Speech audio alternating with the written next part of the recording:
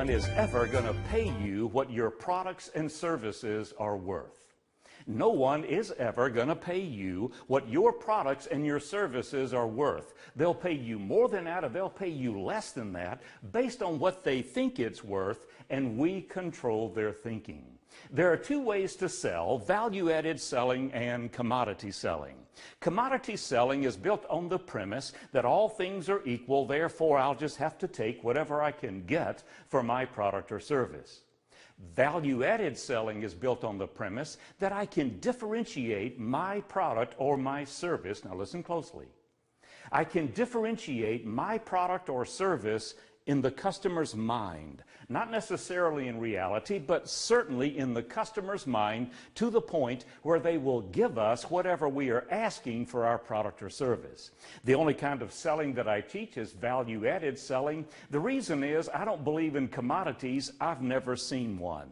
Every product, every service can be differentiated to the point where the customer will give us whatever we are asking for our product or service. So the topic on the table this morning is going to be value-added selling. We're going to talk about why price is never the real reason why the customer said no. Even though the price objection is the most common, the most frequent objection that us salespeople hear, it is rarely, if ever, a valid objection. We're going to talk about why sales now has become a science and not an art.